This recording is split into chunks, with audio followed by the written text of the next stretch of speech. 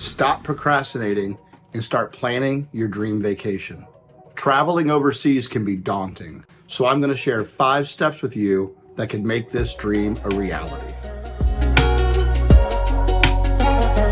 My name is Mike Dalton, and I decided to start Dalton's Detours for people who love to travel as much as I do.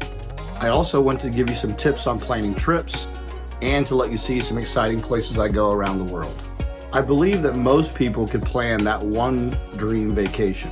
It may take some time and research to figure it all out, but it's a possibility if it becomes a priority. So if this is something you are considering, these 5 steps may help. Step 1, pick your possible destinations. Think of the type of trip that you want to take and who you'll be traveling with. Is a solo adventure to Nepal something that you want? Or is it more like a relaxing beach resort vacation in Costa Rica, perhaps with family and friends? I tend to gravitate towards cities and do day trips when needed. I like to travel on my own, but oftentimes I'll go with a friend or two. So everyone's different, so you need to figure out what you want. Next, consider the weather in various locations. In July in Argentina, for example, it will be their winter.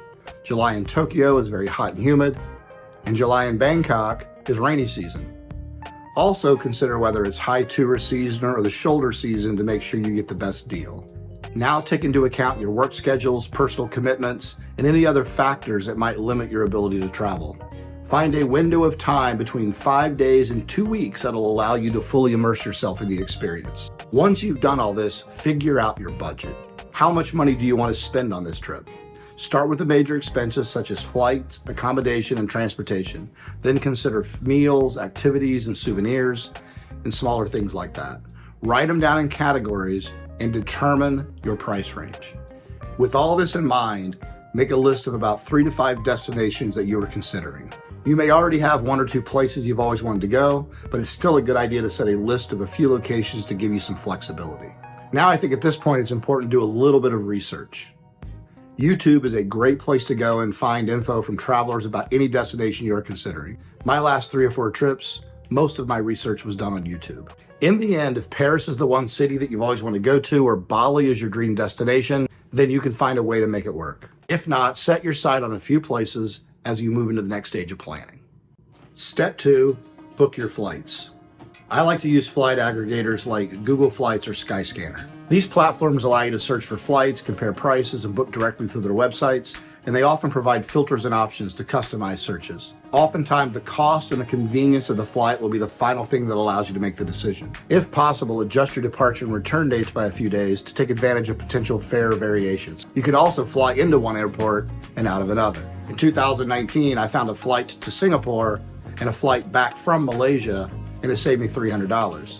At that point, that kind of determined my trip, and I set my itinerary from there. At this point, I would highly suggest you book your flights. Once you've figured this out, it's very easy to hesitate. I do this all the time, and I think once you make that decision, book the flights and everything else will follow. Step 3, create your itinerary. Now that you've committed to the trip, you need to plan a rough idea, or at least a rough draft of your itinerary. You don't need every detail, but you do need to know which cities you are going to, or perhaps if it's a multi-country trip, which countries you are going to, so that you can start to figure out where you need your accommodations. Again, using YouTube as a way to research this will give you a sense of different types of itineraries that are out there. Someone has probably already thought this through and has made an entire video series, and that'll give you some options. Questions you have to ask yourself: are you traveling to different cities or countries? What type of transportation will you be taking? Do you need to be near a metro station or rail station? You can also go onto forums online to get some ideas. For example, if you're old like I am and you're on Facebook still, they do have some great groups you can join about planning tips and trip ideas for various locations. When I went to Spain, I set one up for Madrid and Barcelona, and I also have one now for Tokyo and so on. After this research and you've mapped out your locations, this will allow you to pick accommodations that fit appropriately into your itinerary. Step 4, book your accommodations. At this point, you have a lot of options, and this really will come down to what you want, what you need, how many people you'll be traveling with. There's hotels, resorts, Airbnbs, hostels. There are so many variations of this, it can be a little bit overwhelming. So figure out your price range and think of the best locations for you based on your itinerary. I like to use hotel booking platforms like hotels.com, booking.com, and Agoda. These allow you to read reviews, compare prices, check locations, and over time do really give you a good idea of the place you might want to stay. I would also prioritize location and amenities. Choose accommodations that are conveniently located near attractions, public transportation, or even the city center. These all depend on your preferences, of course. And then the amenities are really up to you. Do you need Wi-Fi? Do you need a rooftop pool? Do you need breakfast to be included?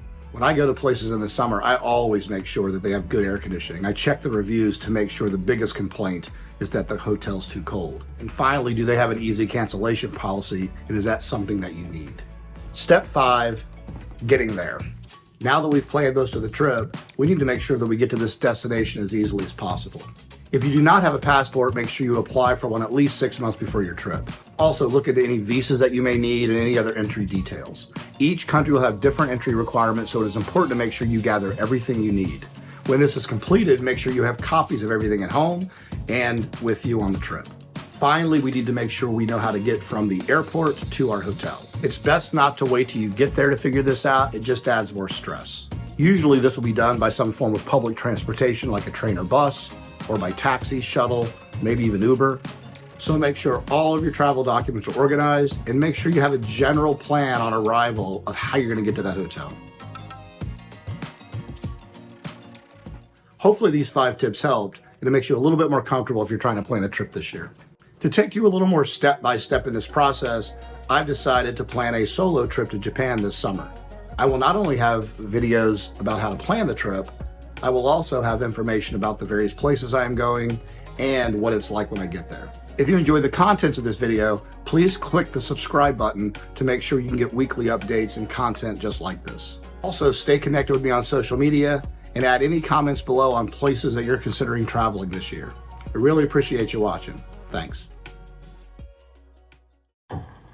Dalton's Detours, better get your map out. Dalton's Detours, better get your map out. Dalton's Detours, better get your map out. Where's he gonna go? Where's he gonna go this